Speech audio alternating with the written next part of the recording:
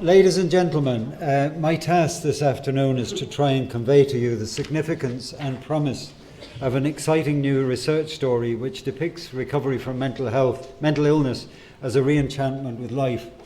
It's rather daunting to know that many of the people who took part in the study are in the audience, and I really hope my interpretation of your stories does them justice. A million thanks to all of you. I'd also like to welcome all the members of the different mental health professions, nurses, psychologists, psychiatrists, because it is really a terrific opportunity to tell you stories from GROW. To me, this research represents a real paradigm shift in the way we understand mental illness and the nature of recovery. Oh, great. Wait a minute. Yeah. Okay, astonishingly clever though we may be as human beings, none of us really knows the answer to any of life's big questions, like what is life, why are we born, what is a human being, or what is mental illness. Life remains a mystery and we all have insights. Some are more valuable than others. We're like skydivers hurtling through time and space with only an appearance of being in control.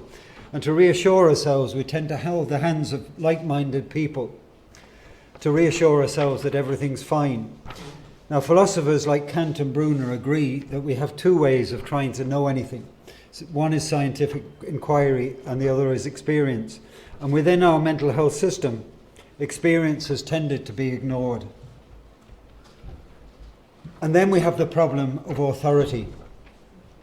In 2006, the Irish government adopted the recommendations of a vision for change, which aspires to transform our mental health system from one using the biomedical, scientifically derived lens that views mental illness as a chemical imbalance to a radically different recovery view that has been constructed from people's experience. The difficulties in this aspiration are really vast and shouldn't be underestimated. First of all, there's the dominance of the biomedical model, which is written into legislation. Then there's the vast influence of the pharmaceutical industry, a consumer mindset that increasingly seeks for instant solutions so that doctors are continually expected to come up with a chemical solution. A range of family, financial, political and academic issues between a whole array of people, and an abysmal, media-fueled cultural stories about the mentally ill. The only time you ever hear about the mentally ill is when some drastic things happened and then you get a dramatic headline. An abysmal lack of evidence-based qualitative research such as this, and lastly, a still somewhat fragmented voice from a growing worldwide recovery movement, and it's within this context that this research takes its place. Before I begin to describe the research undertaken in Trinity's School of Nursing and Midwifery, I need to declare the position I held when I began. My own interest in the nature of mental illness and recovery goes back nearly all my life. My parents were both doctors and they won many prizes and published many books in the area of mental health. My problem with a biological explanation began when I became mentally ill, and this lens became a part of my own and my family's lived experience. Among other things, it created a chasm of communication that neither I nor my parents could breach, and it served to confirm us in a form of mutual alienation. Later, when Fran, my wife, suffered a post-puerperal psychosis and was subsequently diagnosed with each and every serious and lifelong form of mental illness, the inadequacies of this approach helped turn life into a living nightmare for the two of us. We both recovered mainly through GROW. Recovery is often described as a journey, not an outcome, but for both Fran and myself, recovery included the critical outcomes of being able to leave medication and professional help behind. My own recovery also included study, and another significant event was being part of the first Mental Health Commission, and there being introduced to a much wider and international conversation about recovery. The research I undertook was a narrative study, and its aims were to explore the recovery experiences of a cohort of GROW leaders, to look at how various types of help facilitated, aided or impeded recovery, and to look at the role mutual relationships such as friendship, reciprocity and leadership played in recovery. Before going into its findings, I need to say a little bit about GROW. GROW began in Australia in 1957. It came to Ireland in 1969. It's Ireland's largest mutual help organisation in the area of mental health. The key person in its evolution was Con Keogh. Con earned PhDs in divinity and philosophy before experiencing a mental breakdown himself and being diagnosed with paranoid schizophrenia. As and after he recovered, Con became Grove's epistemologist, carefully shaping both the philosophy and practice. Grove works by providing a 12-step program leading out of mental illness. It's perhaps particularly suited to narrative research because it's firmly rooted in a narrative tradition. When you're in Grove, you're encouraged to continually practice telling your story in a number of different ways. Myself as somebody who experienced mental illness, myself as someone who recovered, myself in the context of leadership skills, or more recently, thanks to John, myself in the context of one particular type of problem. There are many defining features of Grove that are worth mentioning. First of all, it's a psychology of mental health, not mental illness, and the difference is vast. Secondly, it places responsibility for recovery clearly on the individual, not on the doctor, the nurse, or the pills. It equates mental illness with other aspects of the human condition, such as moral goodness, moral badness, sexual normality, or sexual deviance, and suggests that rather dividing society into discernible groups, these things run down the heart of every one of us. Fourthly, it believes people become mentally ill through learned habits of thinking, acting, and habits which can be unlearned. My research was a narrative study which I simply asked people to tell me their stories of recovery, how they recovered from mental illness. All the people involved had to fulfill certain criteria. They must have been diagnosed with a mental illness, treated with medication or hospital or both.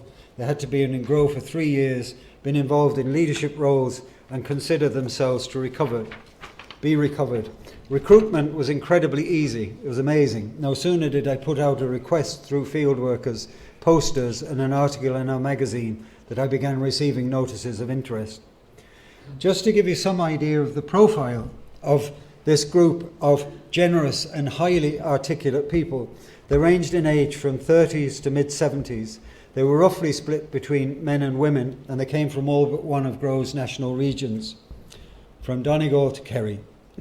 Just under half had been diagnosed with lifelong conditions such as schizophrenia or bipolar depression. Other diagnoses included chronic depression, personality disorders, anorexia nervosa, and acute anxiety. 16 of the group had been hospitalised up to 10 times, and all had been prescribed medication. At the time of interview, only 10 remained on reduced levels of medication, and of these, only 4 of the 10 who'd received diagnoses of schizophrenia or bipolar disorder. All had regularly led Grove meetings, and 25 had taken on more formal leadership roles. I cannot find words to adequately describe how articulate, warm, and willing each person was to tell their story. They spoke disarmingly frankly about many taboo subjects. Many had experienced years and years of trauma. Some had been hospitalised up to 10 times. Interviews were carried out in people's homes, Grove offices, and in one case a hotel. Each person was extremely generous with their story, their hospitality, and their time, offering me a wonderful depth and richness of experience. And many times I was deeply humbled and almost overwhelmed by the frankness of their storytelling and the tangible trust they placed in me as a researcher. Before I could start recruitment, I first had to get ethical approval. In my application, I argued that people who'd recovered from mental illness shouldn't be regarded as any more vulnerable than anybody else. I was told that not only must I tick the box for vulnerability, I must also tick the box saying they were still mentally ill. Proof, if proof were needed, of the dominant thinking about recovery, even when you've recovered, in the mind of the Faculty of Health Sciences Ethics Committee, you remain mentally ill. After interviewing each person, having the interviews transcribed, I underwent a period of intense immersion in their content. I began a rigorous analysis. A multitude of themes began to emerge. Many of these spoke about different levels of being. I developed simple colour-coded tables that attempted to explore the relationships between these different levels, relating feelings to thoughts, to beliefs, to behaviour, to a widening networks of relationships with family, peers, authoritative others.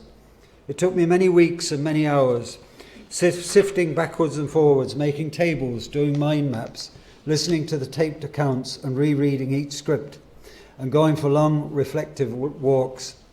The stories began to fit into a natural temporal sequence before, during, and after Grow. It was almost at the very end, when I'd written up most of the findings, that the overall theme of recovery as a re-enchantment with life suggested itself. And I really love the word enchantment, and I loved your description of enchantment. At the beginning of the study, I was impressed by a statement by Max Weber that said the trouble with science when it's applied to human beings is it tends to rob their world of enchantment. The word re-enchantment, initiated through membership in Grow, really caught the essence of what I was told. Re-enchantment took place in 3 distinct but non-linear phases. From people's accounts which meandered backwards and forwards across time, a picture began to emerge showing how each person had first of all progressively become trapped within a place of terror. Recovery, which started by joining Grow, was described as a time of healing. It was further reinforced through rejoining society, which was now experienced as an opportunity to become. The overwhelming word that emerged from people as they described journeys into mental illness was the word terror. It was a word spoken at many different levels: terrifying feelings, terrifying thoughts, beliefs, terrifying situations, terrifying memories, terrifying relationships, terrifying possibilities, terrifying behaviour, and a terrifying lack of care. I was terrified to ask, terrified to tell, said Kate. I was terrified of being given ECT, said Mags. When he raped me, I felt dreadful. I used to imagine the children lying in a ditch. I started cutting myself. They used to beat me. I was abandoned at 11. I was out of control. People's descriptions of the embodiment of terror revealed a toxic cocktail of unruly negative emotions which served to obscure all other forms of reality. I had this wild sense of upset and loss, said Richard. It was a feeling of gloom, said Nan. I felt I couldn't go on, said Danny. I was absolutely at my wit's end, said James. And Francis, I had no sense of who I was. Over time, these feelings, which originally were valid responses to terrifying events, festered and began to alienate and isolate the person from others. These body stories grew and grew like an unlanced boil. Feelings of terror seemed to attract a range of other destructive feelings such as hatred, rage, despair, rejection and resentment. I should have had rage printed across my forehead, said Charlie. I was so full of hatred. I was full of self-hatred and experienced others as negative. Rejection, that was big. I resented them, said Helen. It was as though within each physical body the negative emotional story of terror attracted other stories, and they all began to shout. And as they did, the pressure mounted and mounted, but there was nobody to tell, nobody to provide love or reassurance. And these emotions were interpreted by others. So in Claire's case, they were so intense after the loss of her son and then her grandson through suicide. I was hospitalised with a suspected heart attack. But it wasn't a heart attack, it was only grief. Many others were diagnosed with schizophrenia or bipolar disorder. The stories clearly revealed multiple sources of terror that came from a widening range of relationships. The first of these was the relationship between feelings of terror, thoughts and beliefs. Matthew was taken out of a river because I thought I'd lost my soul and the only way to get it back was to drown. Paul reported, I was totally paranoid about my friend. I believed he was plotting to kill me. James, I was at my wit's end. Danny linked his thoughts to the behaviour of others and revealed another common theme, a breach of trust. I was sexually abused. It made it so I couldn't trust people. Vicky built on this. I knew something was wrong, but felt powerless. The stories were peppered with descriptions of very real, very traumatic life experiences which would evoke feelings of terror or disgust in anyone.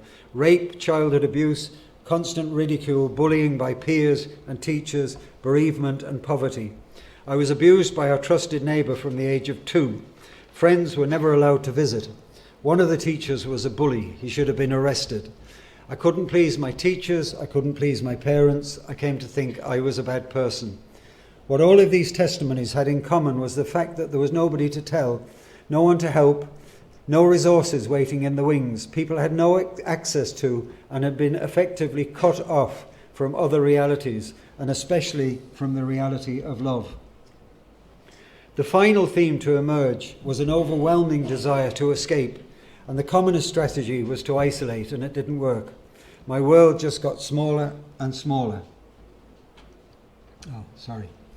My world just got smaller and smaller, said Nan. I wanted to die to escape the pain, said Kate. I got to the stage where I didn't want to go to work, and I loved going to work. Others spoke about seeking relief through alcohol or illegal drugs, strategies which made things worse. And finally, people sought professional help, and many found that instead of an escape, the experience only added to their terror. Perhaps the most striking feature of descriptions of being helped was the impersonal ways in which people were treated. It was almost as though they weren't there. They're really only concerned with symptoms, said Matthew. He wasn't looking at my face, just writing. The longest conversation I had with any professional was 10 minutes in 20 years.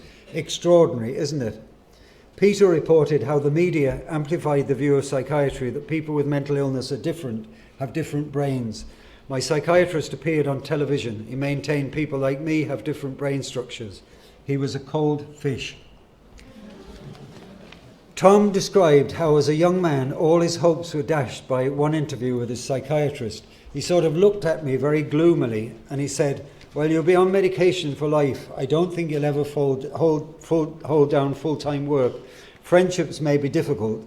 You'll never drive, never have a house of your own, never have relationships. Being given a serious diagnosis was often described as like receiving a life sentence. As we progress to the next stage of recovery, it will become apparent that spiritual body stories such as hope are crucial to recovery. Here, for Tom, hope drained away, opening a terrifying chasm of an empty, dependent, loveless, meaningless future. Hospital too could fuel a sense of terror. It was horrible. It was depressing. A very psychotic man would come up and pretend to shoot me. It was a big stigma. This is me, locked up. And nobody talked to me, said David. Finally, medication could be experienced as a nightmare. The tablets made me vomit. My legs turned to jelly. It felt like my brain would explode. It dawned on me I needed more tablets to get the same kick. Yeah. As a result of discovering all these levels of story about the genesis of terror, I was able to create an ontological model or mind map consisting of ever-widening concentric circles around a human spirit which lives within a series of physical, mental, social and cultural bodies, all of which are involved in the genesis and maintenance of terror. I use this diagram to map out each individual's singular experiences of terror. Recovery began when people joined GROW, and a major breakthrough came in the understanding the process involved when Matthew, who was hospitalized 10 times, stated in his interview, recovery began when I moved from my small self to a bigger self. Matthew's profound but oh so simple statement really blew me away. In other words, he moved from his small, isolated physical body, a body dominated by feelings and imagination, to a warm, nurturing social body, a body which became a bigger self, a second social mind, his own nurturing community, a body which revealed a new and enchanting reality.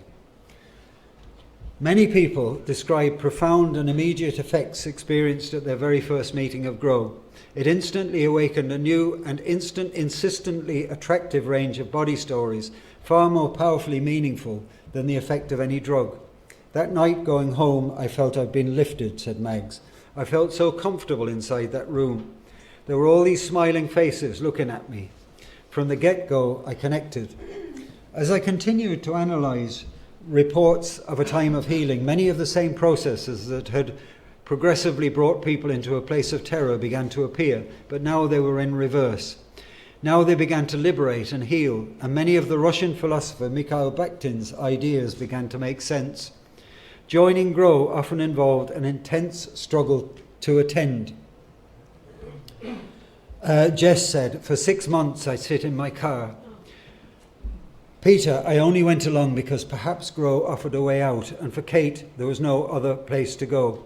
The struggle to attend represented to me an example of Bakhtin's struggle to overcome alien voices, in this case a fear of others, or an inability to trust others, and it introduced each person to a positive and developing dialogue with others within the safe body of Grow.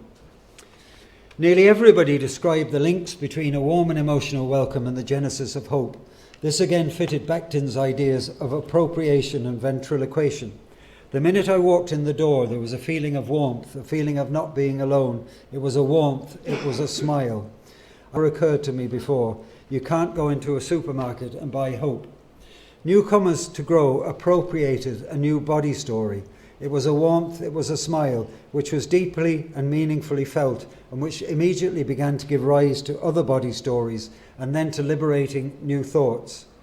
What I found intriguing was that they described the opposite of what usually happens when you seek help. Usually you're given a tablet, a form of externally induced control. Here you're offered warm, welcome inclusion in a community, and because of this, healing processes are naturally awoken from inside. Hopeful feelings began to give birth to new thoughts, which in turn began to direct behaviour. I think that's the very first step, hoping I can get well and stay well. I felt, I'll go next week, and I wasn't even capable of thinking that far ahead. Francis used the word resonance to describe how healing could come in response to hearing somebody else's story. Someone can say something, you listen, and it's gone. When it resonates, it not only stays, it does some kind of transformation as well. It can be physical, emotional, everything. And people didn't only tell stories through words, they spoke through actions, smiles, touches, reliability, friendliness. Participation in Grow began to provide a new affirmed and affirming identity. As Francis put it, I had no sense of myself, I didn't know who I was. I had very strong hang-ups about being illegitimate. I'd learned lots of lessons from neighbours, my family, children in school, that I was different, that I was less. Francis continued, I went to my first meeting and a person gave her testimony. It was about being adopted. I was looking at her because I thought, she's telling my story. That night I said, God, why have I carried this? I really went home 10 feet taller. Many accounts hinted at the possibility of providence being involved in recovery. What are the odds of such an encounter?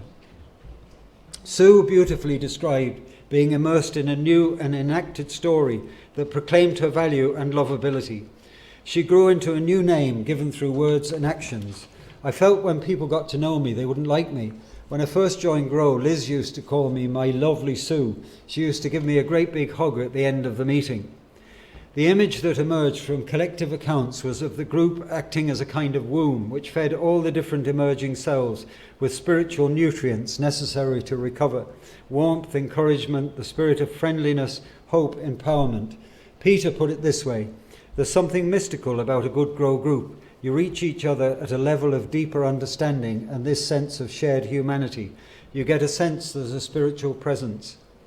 It was through ongoing participation in reciprocal relationships like friendship and leadership that each person became the subject of and observer of a real drama being played out around them and through them, and of which they were a part.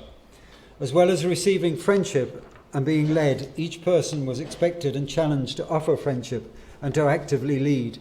A carnival atmosphere existed where the dominant voices of society and biomedical psychiatry could be put aside. Through an ongoing dialogue of challenge and support, and through the shared witness of stories, and by an increasing involvement in activities outside the womb of the weekly meeting, people began to realise new possibilities, reauthor a new identity. Each person began to take responsibility for their own behaviour. People began to move out from the group to take part in a much wider Grow community.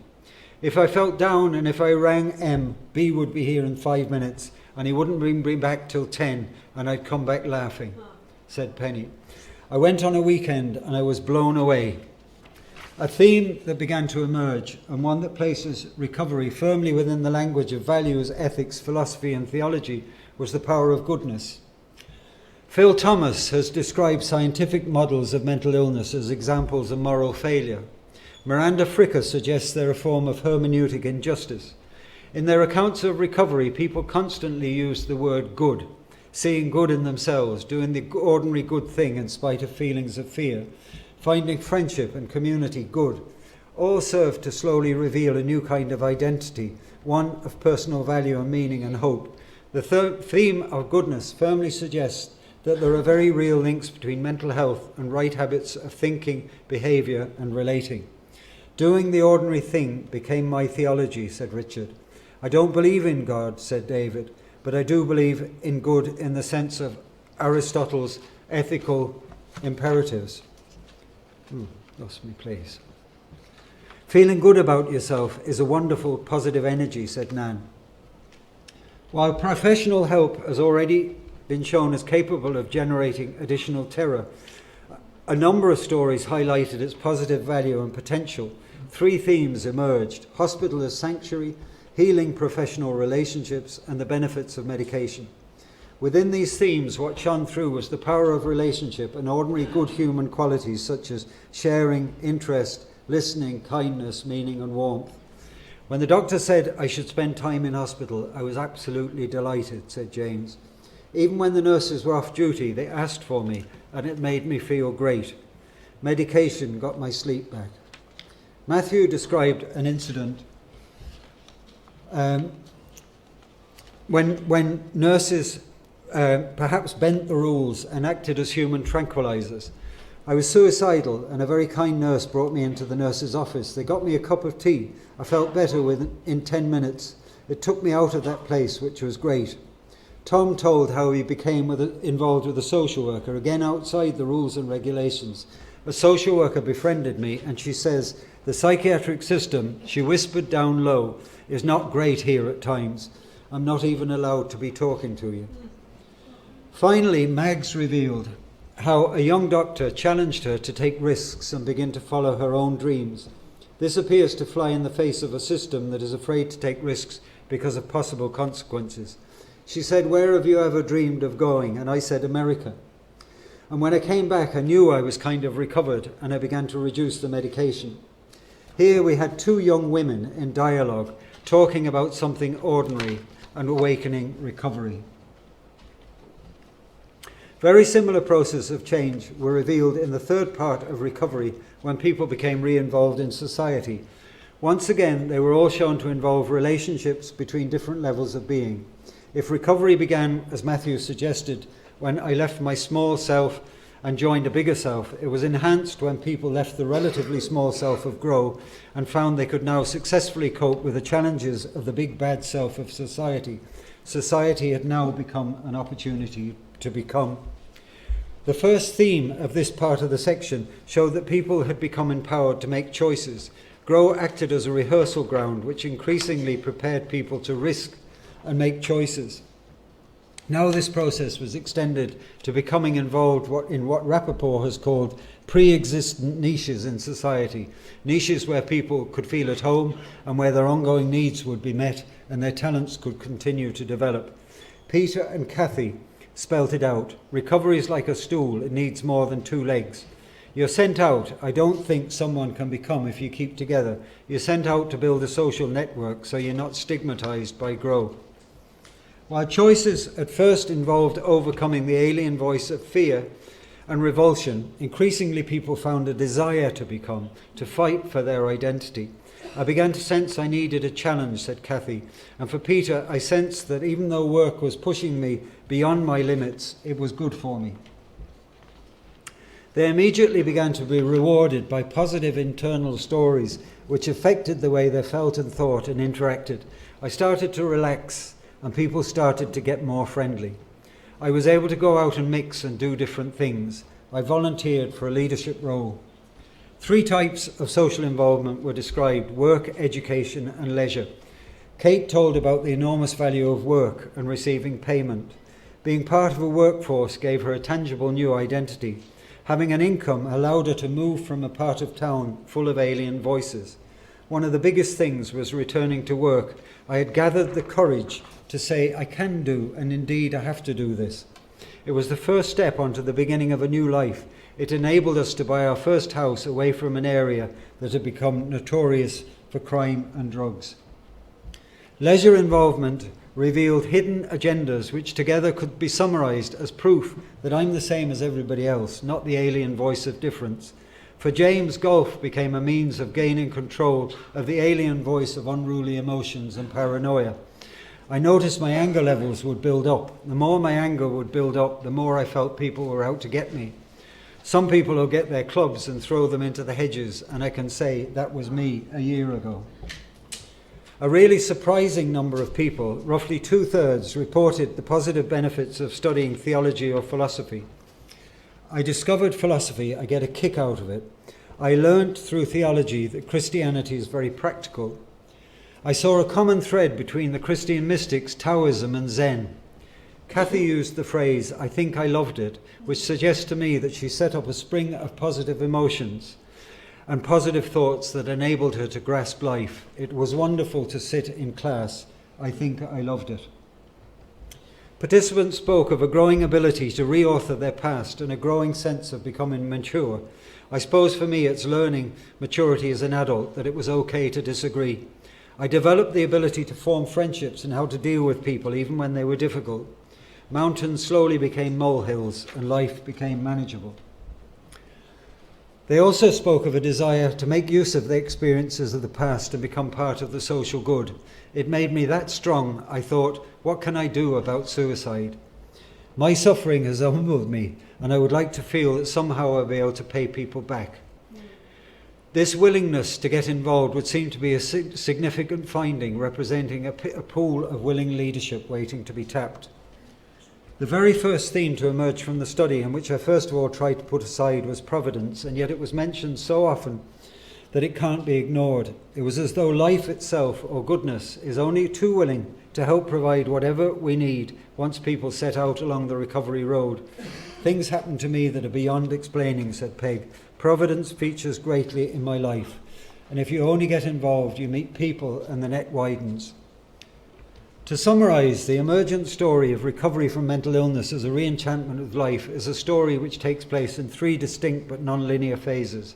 Over time, people become progressively trapped in a place of terror through the generation and non-resolution of a range of emotional, cognitive and social stories occurring at many levels. A time of healing begins and is nurtured through ongoing involvement in mutual help through GROW.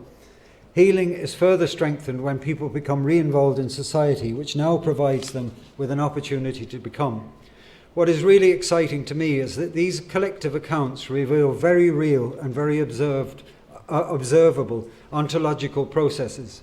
Just as in physical medicine, you can see the role biological processes play in the generation of illness or recovery by using a microscope. By generating stories, it is possible to identify stories which bring about health and stories which create terror and alienation. I want to end by presenting an image of the human being based on the findings of this research. I've called it Words Made Flesh, or an existential pencil. Richard Price in 1979 suggested the greatest challenge for psychology is no longer about the cause of mental illness, but about creating models of the human being that allow us to explore the relationship between different levels of cause. This model represents each individual as they develop through time. It can therefore be used to explore with the person any event, be it social, cultural, cognitive or emotional. It also represents the human being as always becoming, as always journeying into a future. The human being is revealed as a spirit living within a series of bodies. The closest of these is our physical body, then our mind, and then our relationships, which are in effect a social body and a social mind. These are constantly creating stories which challenge and affect our spirit. Each person continually strives to write their own story, and the quality of that story depends on their developing character and the life situation in which they find themselves. Some of us may for a time write a timid story, some a colourful one, others a generous one. Healing begins when the spirit is nurtured through dialogue with friendly others and through the pursuit of goodness and community. Our unique and individual humanity is revealed through our storytelling with others, and as we grow in the ability to overcome alien stories being told about us. This research provides many challenges and inspirations for the development of the mental health services. It highlights the key role of key support, the key role of community integration, the importance of acknowledging lived experience, a move from a risk-averse culture and narratives that tend to create despair, the need for alternatives to medication, and in fact opportunities to come off medication, and for further narrative research, and for a change in the role of professionals. Once again, I would like to thank all the people who took part in the study, especially Fran, my wife and lifetime inspiration, Grove's Board of Directors for being completely supportive, the Mental Health Commission, Trinity School of Nursing and Midwifery, and my invaluable supervisor and co-conspirator, Agnes Higgins, wherever she's gone. As a society, we have a choice. We can choose to explore and work together to create a mental health system that creates a narrative of hope, a narrative that will slowly dispel all the myths about mental illness, or we can choose to continue stigmatizing people and reducing their lives to ones of dependence and despair. I believe the stories that were gathered to make up this research made a valid argument for more qualitative research, so that together as human beings with access to different kinds of knowledge, we can redress some of the damage being done by the present system. I also believe that through involving more and more people in more and more existing social niches within society in the mental health system, we can slowly create a net that will be able to catch whichever of us falls through and to offer recovery in the form of friendly help. Once again, a special thank you to all the people who informed this study and to all of you for listening. Thank you.